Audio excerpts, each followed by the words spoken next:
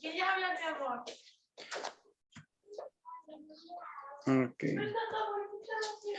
Ok. Bueno, buenos días, compañeros, profesora. Voy a apagar tantito mi cámara porque... no, ni tengo mi cámara prendida. Eso es bueno. Ok. Bueno, nuestro proyecto es biblioteca universitaria. Inicialmente pensamos en 3 opciones: una biblioteca pública, una biblioteca infantil y que fue el proyecto que quedó, una biblioteca universitaria.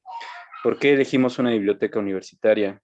Bueno, las bibliotecas en el país no cumplen con su función. La mayoría carece del material necesario y se encuentran en espacios improvisados que dificultan la consulta de libros y la realización de trabajos escolares. Coinciden distintos análisis sobre el tema, es decir, son espacios improvisados como en algunos salones o en algunas salas que no están realmente acondicionadas para ejercer esta función de biblioteca dentro del espacio en el que se designa. Y bueno, ok, fuimos descartando mejor dicho, fuimos eligiendo con base en las siguientes observaciones. 1, que una biblioteca pública cerraba la idea específica del cliente en quien pensamos, que es una persona que debe ir preparándose, que debe ir investigando, realizando trabajos y elaborando pues, investigaciones sobre temas en específico. ¿Vale? La biblioteca infantil sería viable en función de 2 cosas: que los padres llevasen a sus hijos a la misma, pero eso implica que el mexicano promedio tuviera una cultura de lectura y de la visita frecuente a lugares de conocimiento. Y segundo, que no enfrentásemos una emergencia sanitaria como la de hoy. 3, según las estadísticas del INEGI, el 60% de las universidades en México no cuentan con los libros necesarios para desarrollar de manera integral la profesión de esta facción poblacional, ni siquiera de las instalaciones. Coincidentemente, este es el grupo que más interactúa con las mismas. Ahora, entrando ya en materia de investigación, comenzaremos hablando de bases y normativas, y doy paso a hacer la presentación de los integrantes del equipo. Es Eliet Carrillo Hernández, Yasmín Domínguez Chino, Heidi Anaí Demetrio Gallegos y su servidor Salvador Franco Hernández. Ahora sí, como les decía, vamos a empezar hablando del programa arquitectónico. Y bueno,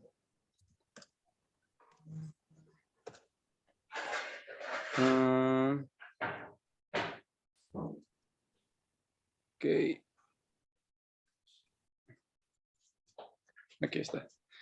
Ok, el programa arquitectónico se subdivide en 3 subsistemas, que es el administrativo, el de servicios y el técnico mantenimiento. Ok, todos estos subsistemas tienen a su vez diferentes clasificaciones, que bueno, no vamos a ir uno por uno, ya que bueno, vamos con el tiempo medido. Lo hicimos de esta manera para centralizar y globalizar todas las áreas, hablando de administración, hablando de cantidad de cada espacio, hablando de áreas en metros cuadrados y dando un subtotal al final de cada zona. El programa arquitectónico nos arroja una cierta cantidad de espacios que fuimos administrando en 3 niveles: primer nivel, planta alta y planta baja.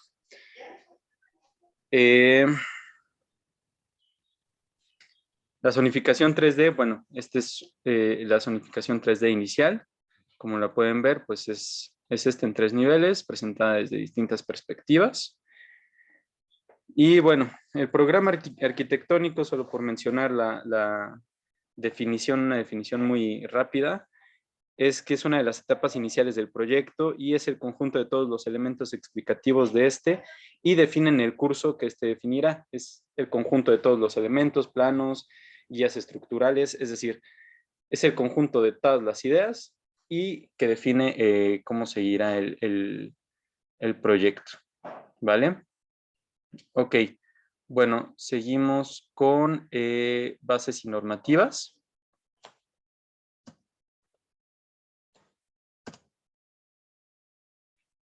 Perdón, no, todavía no. Ok, el análisis de sitio. Esta es la ubicación y las dimensiones. Bueno, el análisis de sitio. Bueno, primero hay que identificar para qué nos sirve el análisis de sitio. Y bueno, dependiendo a la ubicación que nosotros queramos tener, hay que analizarlo y delimitarlo para así nosotros tener un estudio más concreto conforme al terreno que escojamos. En este caso, nosotros teníamos dos, que era el del lado izquierdo, que se encontraba por la zona Cerdán, y el del lado derecho, que se encuentra por la 49 Poniente. El primero lo descartamos porque no contaba con el equipamiento urbano y no era apto para el público al que nosotros íbamos dirigido, que en este caso son universitarios. Solo había a su alrededor una universidad. Era grande y espacioso, pero no era apto para nuestro proyecto. Y nos quedamos con el del lado derecho, ya que alrededor de este predio pues hay más de 20 universidades, tiene un equipamiento urbano completo y las universidades no están a más de 3 kilómetros, hay incluso una que está al ladito del predio. Pasando al siguiente tema, que son las bases y normativas, encontramos en él el reglamento de la ciudad de Puebla, que es el Coremún. Bien, ¿qué son las normas? Entendemos que por las normas son todas aquellas prácticas constructivas que se consideran de uso obligatorio y que se deben de cumplir. Ok, esto tiene como objetivo que el diseño y en general nuestra construcción cumpla con el confort para nuestro usuario. Ok, el Coremún es el código reglamentario para el municipio de Puebla, en el cual encontramos los puntos importantes como son la construcción en el proyecto arquitectónico, el de criterio del diseño estructural, perdón, y de la protección del suelo. Bien, en el primero que les mencionaba, el de construcción del proyecto arquitectónico, acá podemos encontrar el artículo 914 y 915, el cual nos hablan de la responsabilidad que nosotros como arquitectos tenemos de solucionar las condiciones, la sustentabilidad, la funcionalidad y la seguridad estructural de nuestro proyecto. El 915 nos habla acerca de lo que tenemos que nosotros realizar para el proyecto arquitectónico, que es lo de la planta arquitectónica, la planta de conjunto, son todos aquellos elementos constructivos que necesitamos para realizar nuestro proyecto. En segundo punto tenemos lo que es los criterios de diseño estructural. Ok, acá nos habla acerca de toda la edificación que debe de contar con un sistema que permita el flujo adecuado de las fuerzas que generan en nuestro diseño. También como siguiente punto tenemos lo de la protección del suelo, que nos habla acerca del artículo 1783, que nos dice que debemos de mantener un equilibrio sin alterar el ecosistema. Como siguiente punto tenemos el reglamento de la ciudad de Puebla, que se hará mención como mi compañera Ilet. Bueno, el reglamento de Puebla de igual forma son normas técnicas constructivas, pero se basan en una ubicación concreta. ¿Le pueden subir, por favor? Ya ahí, gracias. Pero esto se basa más en una ubicación concreta y bueno, dependiendo del artículo, bueno, de la construcción que nosotros tengamos, va a ser el artículo que adecuaremos a nuestro proyecto. En este caso, nosotros escogimos el artículo 20, que nos habla sobre las paredes y los muros divisores, como los muros de carga que no tienen que ser mayores a 28 centímetros ni menores de estos. En el caso de ser de 14 centímetros. En caso de ser medianeras, como sabemos, pues las medianeras son parámetros verticales que dividen dos colindantes de uno en otro, y estos no tienen que ser mayor a 28 centímetros ni menor a este. Este parámetro dependerá de si es ladrillo o mampostería. o algún otro metal. En el artículo 34 nos habla sobre las escaleras, ya que las escaleras, en caso de que pase algún accidente, estas no pueden tener materiales combustibles, ya que por ahí, bueno, más bien las escaleras son circulaciones y por eso se recomienda que no tengan material combustible. En caso de que sean edificaciones como edificios y así. El artículo 39 nos habla sobre la instalación de elevadores. Nuestra biblioteca tendrá elevadores y para poder contar con elevadores en la edificación se necesita una licencia que te dará el ayuntamiento dependiendo de tus planos. Estos planos tienen que venir exactos con cómo va a ser el funcionamiento de este elevador desde planta baja y dependiendo de esto, el ayuntamiento te dará esta licencia para que tú puedas construir tu elevador y te dirá si es apto o no para tu construcción. Bien, así es como llegamos a nuestro tercer punto, que es el análisis de Newfer. Tenemos que el Newfer es un manual de referencia para la elaboración de proyectos a la hora de conocer las dimensiones, el uso de estos y también el mobiliario. Centrándonos en la parte de biblioteca universitaria, que como anteriormente ya hicimos mención, fue lo que nosotros nos enfocamos. Tenemos que la iluminación, el clima, la seguridad, el depósito y la transición son puntos importantes que debemos de tomar en cuenta. El Newfer nos hace mención de eso también, ya que la iluminación afecta tanto en el trabajo como en la lectura. El clima es un punto muy importante, ya que afecta tanto positiva y negativamente, ya que la humedad haría daño a los libros.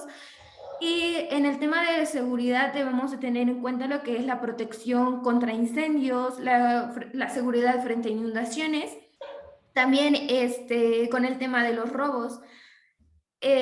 Acá también nos habla de un punto importante que es el depósito. Acá nos recomiendan que el depósito siempre se encuentre en el sótano. ¿Por qué? Porque las cargas que transmite este espacio son muy fuertes. Entonces, por lo tanto, acá nos hace como referencia de que el depósito, como recomendación, siempre quede en el sótano. Con el tema de los recorridos, de la transición, acá debemos de evitar a toda costa el cruce y entre los corridos entre el personal, el usuario y los libros para que tengamos una circulación lineal. También tenemos el tema del mobiliario. En el mobiliario, pues, tenemos que tener en consideración los espacios que tenemos para que tengamos un óptimo mobiliario. Ok, como siguiente tema tenemos la ubicación geográfica, que mi compañero Salvador dará explicación.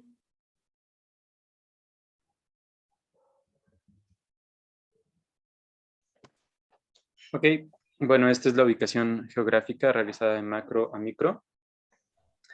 La referencia es de Google Earth, que es uno de los sistemas de geolocalización más exactos que existen hoy en día. Esas es las coordenadas de México, el asentamiento es en Puebla. La dirección del predio es 49 Poniente, número 509, en el municipio de Puebla. El código postal es 72430. Las dimensiones del predio son de 2.100.87 metros cuadrados, dando un perímetro de 251 metros cuadrados. El predio se encuentra ubicado en la 49 Poniente, número 509, en el municipio de Puebla. Y bueno, es una ubicación céntrica y es privilegiada para cumplir perfectamente con su fin, ya que se encuentra pues muy cerca de diversas universidades y hospitales, bomberos, es decir, servicios primarios, los encontramos muy de manera cercana. Ok, estas son las dimensiones del predio.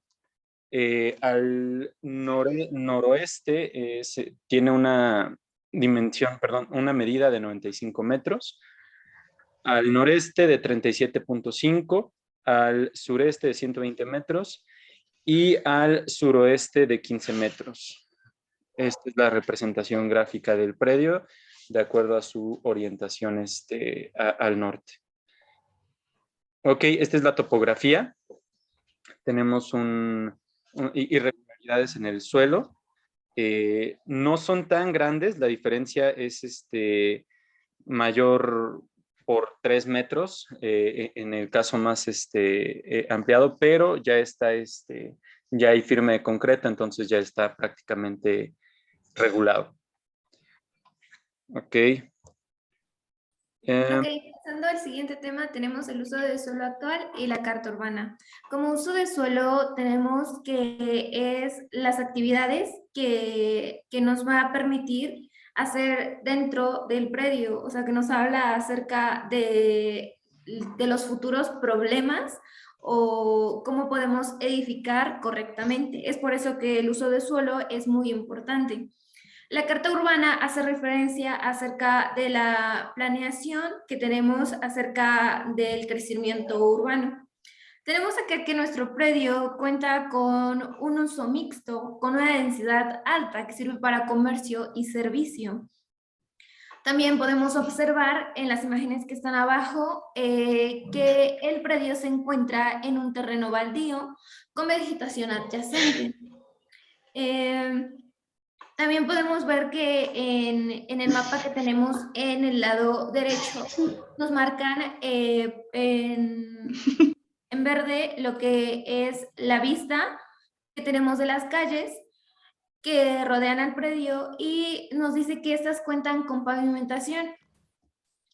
Por otro lado, hablamos de las restricciones que también hacen parte de nuestro uso del suelo y de nuestra carta urbana, que nos los explicará nuestra compañera Elia.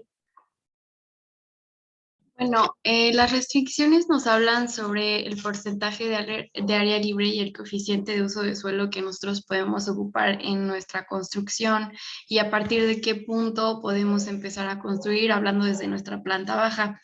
El área libre que nosotros tenemos que dejar es el 35% y el CUS es del 75%, sí, perdón. Esto se refiere a que se es permitido usar 3 veces el área permitida en planta baja y el 75% del terreno ya se puede empezar a construir ahí, hablando desde la planta baja. Y desde ahí puedes empezar a hacer tu desplante en construcción, no rebasando los 6 niveles que te marca la carta urbana, que es permitido en este uso de suelo mixto. Estos coeficientes pueden incrementar previa retribución onerosa ante la autoridad municipal establecidas en la Ley de Ingresos para el municipio de Puebla vigente.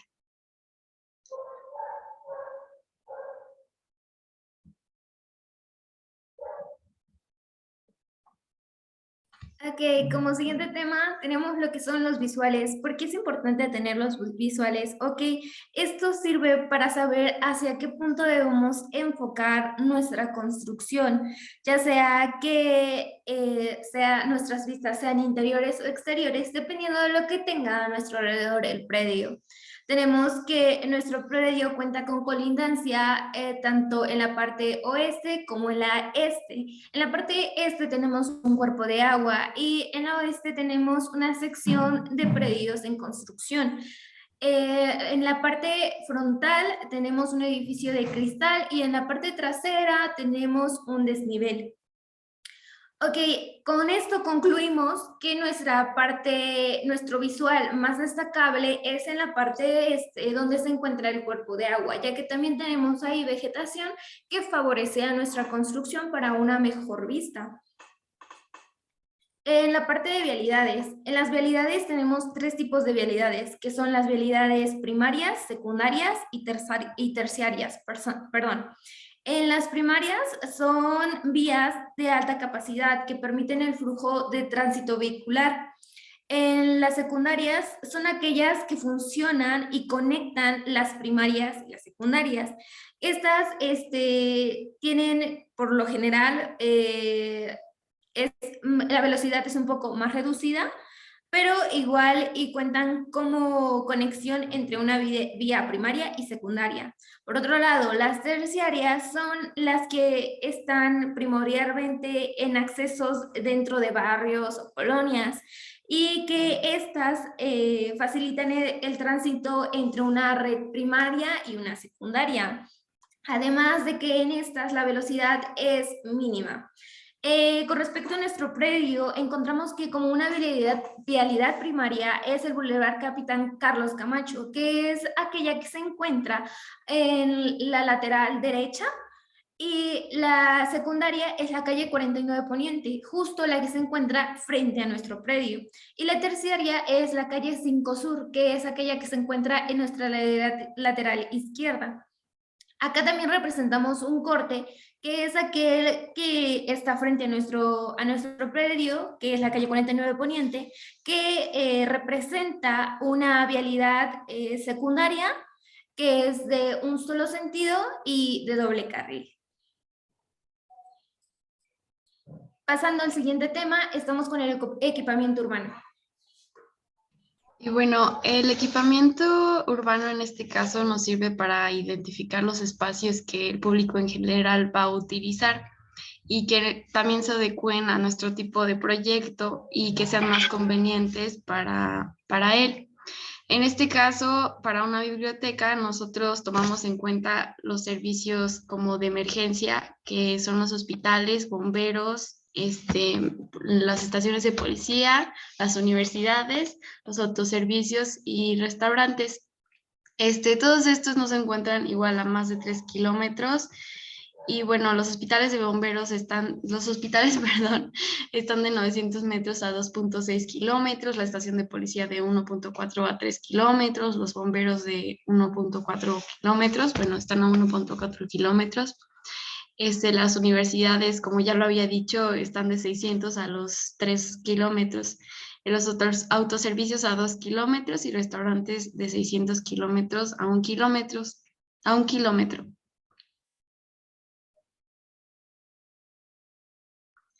Después está la infraestructura y bueno, estos son servicios igual que van a servir para el funcionamiento de nuestro proyecto, que en este caso van más enfocados a la infraestructura y a servicios como postes de luz, electricidad, drenaje, pozos, fibra óptica, ubicación de líneas y registros. Alrededor del predio igual hay muchos y está muy bien equipado el terreno.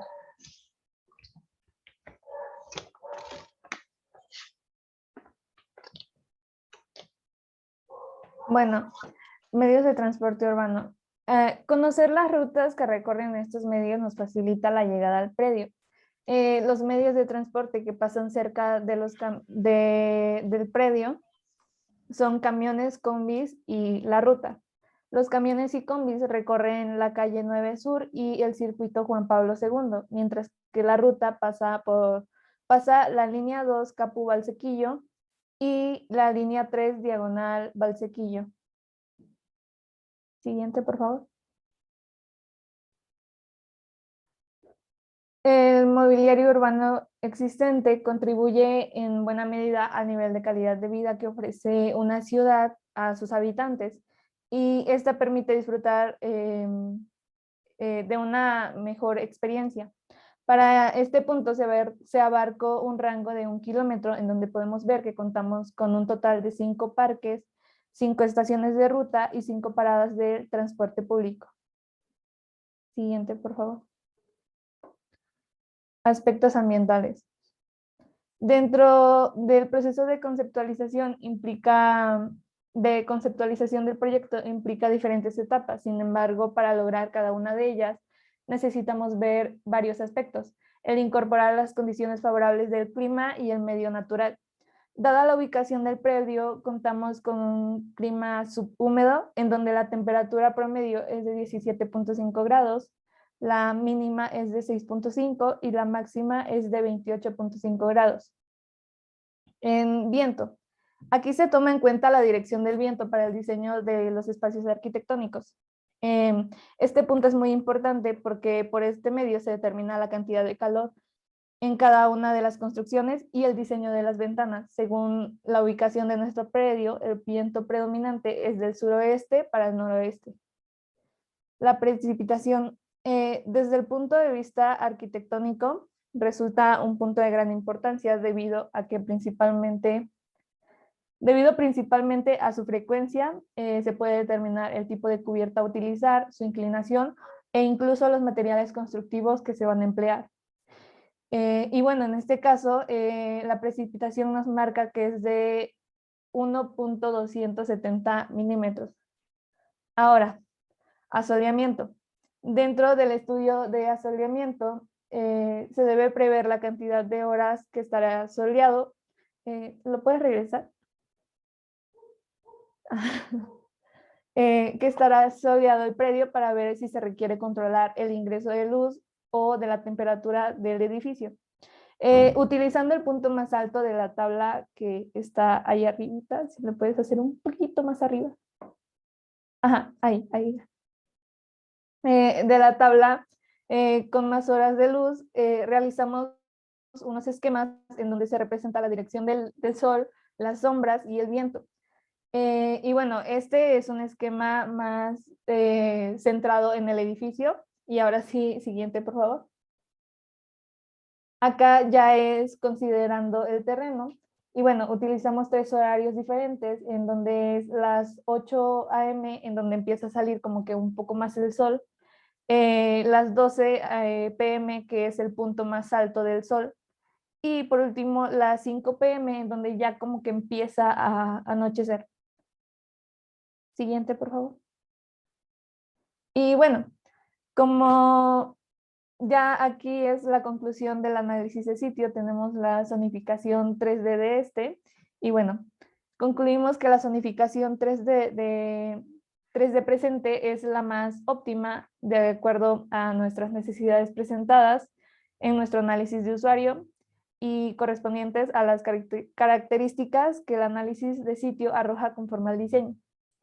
Y bueno, eso sería todo.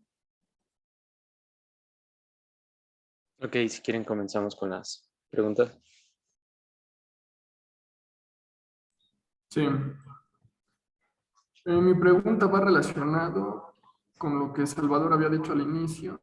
Es una pregunta general, pero decías que hay un problema de lectura en México y de que a veces la información o el material de investigación para los estudiantes es escaso.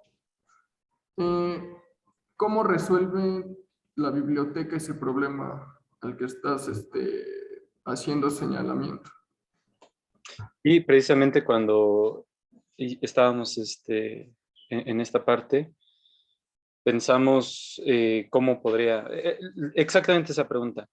La respuesta no se da realmente con la construcción de la biblioteca, porque hablábamos de que sería cambiar todo el entorno cultural de México, es decir, cómo piensa el mexicano, cómo actúa el mexicano, qué hace el mexicano en sus días libres.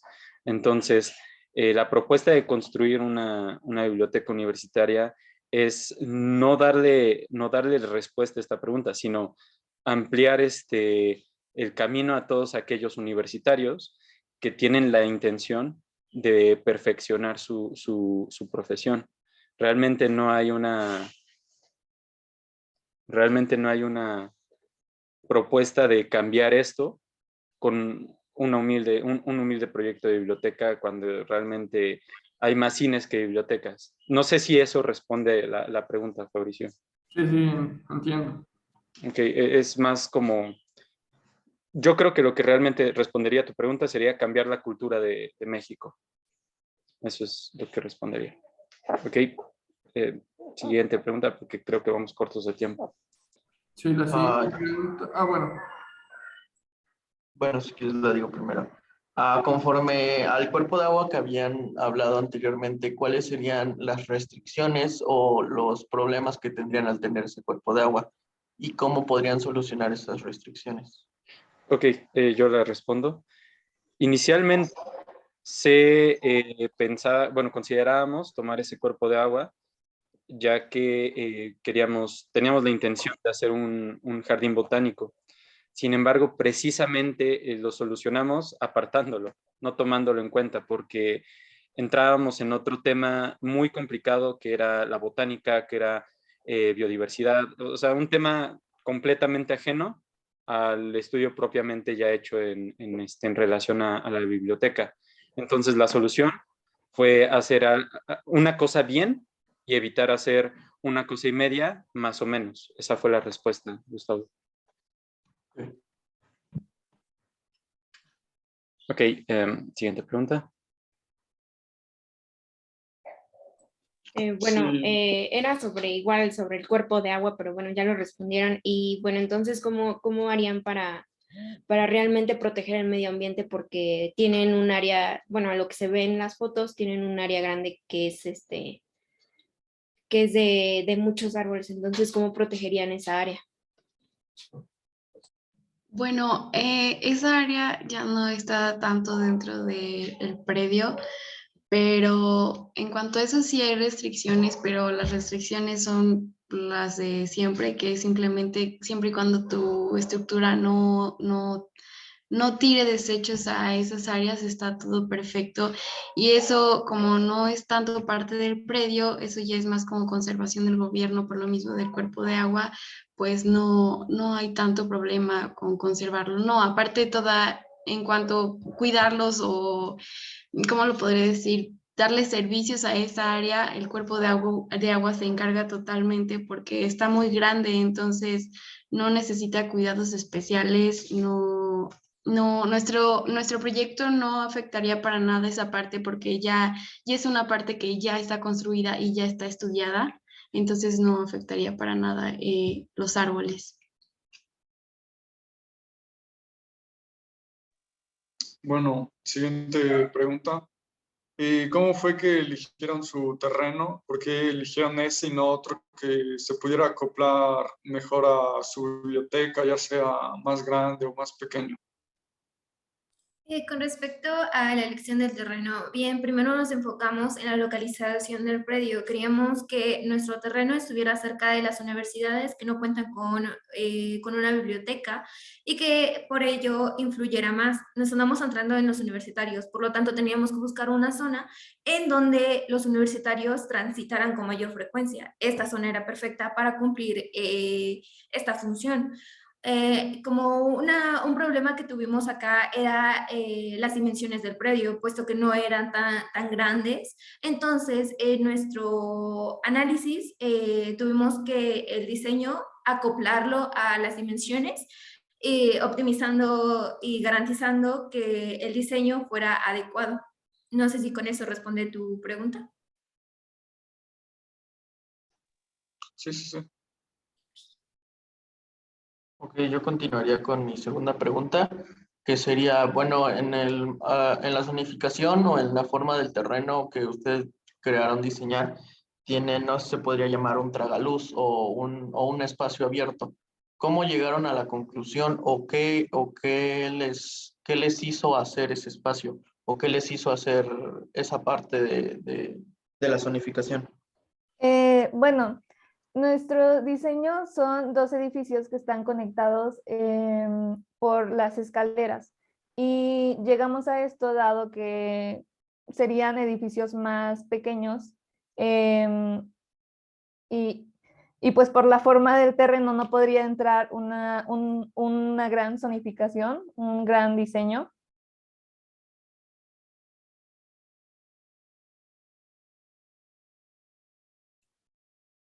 Ok, contestamos con eso tu pregunta, Gustavo. Sí, gracias. Ok, siguiente pregunta. Tenemos 3 minutos, precisamente. Ok. La siguiente pregunta es con respecto a la zonificación. Si es que tuvieron algún problema, ¿cuál fue el problema más grande con el que se encontraron? No sé si me explico.